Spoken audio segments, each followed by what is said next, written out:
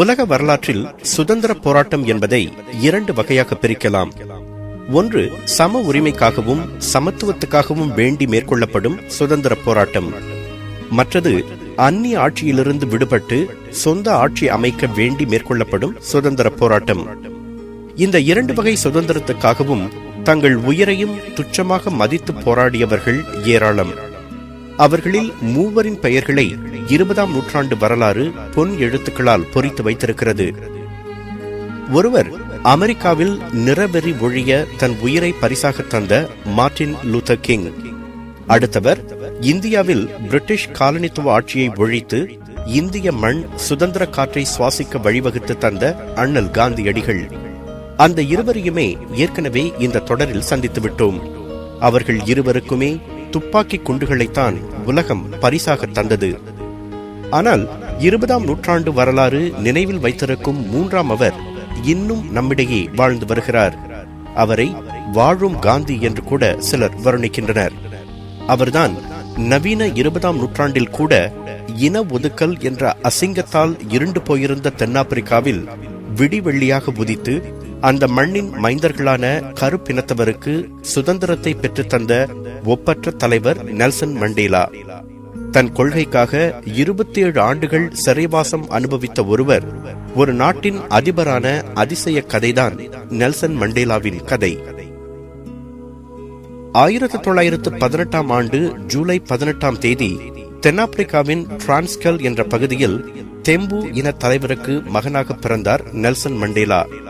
ஆரம்பம் முதலே அவரது வாழ்க்கை முட்புதர்கள் நிறைந்த ஒன்றாகத்தான் இருந்தது. சொந்த மண்ணில் தம் மக்கள் அடிமைப்படுத்தப்படுவதையும் கேவலமாக நடத்தப்படுவதையும் பார்த்து சிறுபான்மை வெள்ளையரின் ஆதிக்கத்தை தகர்க்க வேண்டும் என்ற உணர்வு அவருக்கு சிறு வயதிலிருந்தே மனத்தில் பதிந்தது. ஃபோர்ட் ஹே பல்கலைக்கழகத்தில் மாணவராக இருந்தபோது ஒருமுறை மாணவர்களின் போராட்டத்துக்கு தலைமை தாங்கியதற்காக அவர் அந்த கல்வி நிலையத்திலிருந்து வெளியேற்றப்பட்டார். ஆனால் நெல்சன் மண்டேலா கல்வியை கைவிடவில்லை. விட் வாட்டர்ஸ்ராண்ட் என்ற பல்கலைக்கழகத்தில் சேர்ந்து சட்டத்துறையில் பட்டம் பெற்றார். பின்னர் வால்டர் சிசிலு என்ற நண்பருடன் இணைந்து தென்னாப்பிரிக்காவின் முதல் கருப்பின சட்ட நிறுவனத்தை தொடங்கினார். நெல்சன் மண்டேலா பிறந்த போது தென்னாப்பிரிக்காவில் இன ஒதுக்கல் அதன் உச்சத்தில் இருந்தது. தொன்று தொட்டு கருப்பர்கள்தான் தென்னாப்பிரிக்க மண்ணுக்கு சொந்தக்காரர்கள். 17ஆம் நூற்றாண்டில் அங்கு வந்து குடியேறிய பிரெஞ்சு, டச்சு நாட்டவர்களையும் ஆங்கிலேயர்களையும் வரவேற்றது தென்னாப்பிரிக்க மண். எண்ணிக்கை பெருக பெருக அதிகாரத்தை கைப்பற்றி கருப்பினத்தவர்களை கொத்தடிமைகளாக நடத்த எத்தனித்தனர் விருந்தினர்களாக வந்த வெள்ளையர்கள். தென்னாப்பிரிக்காவின் மக்கள் தொகையில் 80 விழுக்காட்டினராக இருந்த கருப்பர்களுக்கு வெள்ளையர்கள் ஒதுக்கி கொடுத்த நிலப்பரப்பு எவ்வளவு தெரியுமா? வெறும் 13 விழுக்காடுதான். வெள்ளையர்களுக்கென்று தனி பள்ளிக்கூடங்கள், நூலகங்கள், மருத்துவமனைகள், பூங்காக்கள், கட்டடங்கள். அங்கே கருப்பர்களுக்கு அனுமதி கிடையாது. வெள்ளையர்கள் வாழும் பகுதியில் நடப்பதற்கு கூட கருப்பர்களுக்கு அனுமதி மறுக்கப்பட்டது. இந்த கொடுமைகளை எதிர்த்து 80 விழுக்காட்டு மக்களால் போராடியிருக்க முடியாதா என்று நீங்கள் கேட்கலாம். வெள்ளையர்கள் புத்திசாலிகள். அவர்கள் மொழிகளின் பெயரால் கருப்பர்களை பிரித்து வைத்திருந்தனர். ஆனால் வெள்ளையின ஆதிக்கத்தை எதிர்த்து போராடி வந்தது ANC எனப்படும் ஆப்பிரிக்க தேசிய காங்கிரஸ். அப்போது கல்லூரி மாணவராக இருந்த நெல்சன் மண்டேலா காங்கிரசின் இளையர் பிரிவை தொடங்கினார். மண்டேலாவின் வருகைக்கு பிறகு இன ஒதுக்கல் கொள்கைக்கு எதிரான போராட்டங்கள் தீவிரமடைந்தன. 1960ஆம் ஆண்டு அமைதியான முறையில் ஆர்ப்பாட்டம் நடத்திய கருப்பினத்தவரின் மீது போலீசார் நடத்திய கண்மூடித்தனமான தாக்குதலில் 69 பேர் கொல்லப்பட்டனர். 20,000 பேர் கைது செய்யப்பட்டனர். கொதித்தெழுந்த மக்கள் நாடு முழுவதும் ஆர்ப்பாட்டம் நடத்தவே ஆப்பிரிக்க தேசிய காங்கிரஸை தடை செய்தது தென்னாப்பிரிக்க அரசு. இனி அஹிம்சை வழி பலன் தராது என்று நம்பிய மண்டேலாவும் அவரது நண்பர்களும் ஆயுதம் ஏந்த முடிவெடுத்து ரகசியமாக நாட்டை விட்டு வெளியேறினர். 1962ஆம் ஆண்டு நாடு திரும்பிய அவரை கைது செய்தது தென்னாப்பிரிக்க அரசு.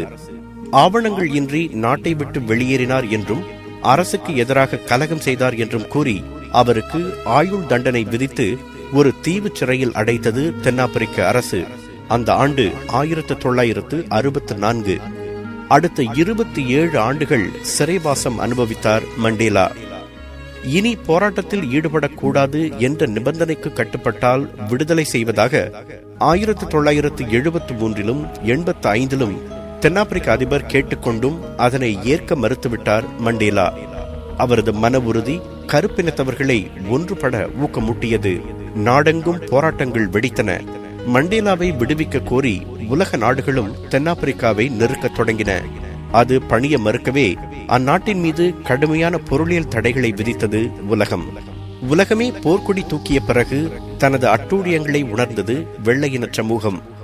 1990 ஆண்டு பிப்ரவரி 11 அப்போதைய தென்னாப்பிரிக்க அதிபர் FW de Klerk நெல்சன் மண்டேலாவை விடுதலை செய்தார். புன்னகையோடு வெளிவந்த அவரை உலகம் அதிசயமாக பார்த்தது. தன் வாழ்க்கையின் கால் நூற்றாண்டை 4 சுவர்களுக்குள் கழித்த அவரிடம் எந்த காழ்ப்புணர்ச்சியோ வெறுப்புணர்ச்சியோ இல்லை.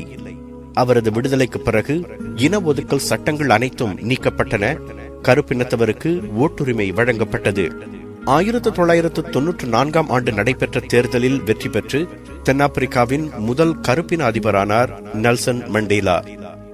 அவ்வளவு கொடுமைகளுக்கு பிறகு அதிபரான அவர் என்ன சொன்னார் தெரியுமா? தனது மக்களை பார்த்து இவ்வாறு கூறினார்: நம்மை ஒடுக்கியவர்களை பார்த்து நாம் எல்லாம் தென்னாப்பிரிக்கர்கள். பழைய ரணங்களை மறந்து ஒன்றாக இணைந்து புதிய தென்னாப்பிரிக்காவை உருவாக்குவோம் என்று சொல்வோம். எல்லா கட்சிகளின் தலைவர்களுக்கும் நான் நட்பு கரத்தை நீட்டுகிறேன். இந்த நாட்டை மறுநிர்மாணம் செய்ய உதவுமாறு அவர்களை கேட்டுக்கொள்கிறேன். இப்படிப்பட்ட ஓர் உன்னத தலைவர் வாழும் காலத்திலேயே வாழ நாமெல்லாம் பேறு பெற்றவர்கள். தென்னாப்பிரிக்காவில் இன ஒதுக்கல் என்ற அரக்கன் ஒழிய பாடுபட்ட அவருக்கும் அதிபர் FW de Klerkiற்கும் 1993 ஆண்டு அமைதிக்கான நோபல் பரிசு வழங்கப்பட்டது. 1999 ஆண்டு அவராகவே அதிபர் பதவியிலிருந்து ஓய்வு பெற்றார். பல்லாண்டுகள் தனது மக்கள் பட்ட கொடுமைகளையும் 27 ஆண்டுகள் தான் அனுபவித்த வேதனைகளையும் நினைத்து அதிகாரம் தன் கையில் வந்தவுடன் நெல்சன் மண்டேலா வெள்ளை இனத்தவரை பழிவாங்க புறப்பட்டிருந்தாலும் நாம் அதற்கு நியாயம் கற்பித்திருக்கலாம். சராசரி மனிதர்களின் இயல்பு அது. ஆனால் சராசரி மனிதரிலிருந்து அவர் உயர்ந்து நிற்கிறார். அதற்கு காரணம் இந்த பாடல் வரிகள். மன்னிக்க தெரிந்த மனிதனின் உள்ளம் மாணிக்க கோயிலப்பா, மன்னிக்க தெரிந்த மனிதனின் உள்ளம் மாணிக்க கோயிலப்பா. நெல்சன் மண்டேலாவின் வாழ்க்கை நமக்கு பல பாடங்களை தந்தாலும் ஒரு பாடம் உயர்ந்து நிற்கிறது. அதுதான் மன்னிப்பு. தவறு செய்யும் போது மன்னிப்பு கேட்போருக்கும் தவறு செய்தவர்களை மன்னிக்க தெரிந்தோருக்கும் நிச்சயம் எந்த வானமும் வசப்படும். வானம் வசப்படுமே.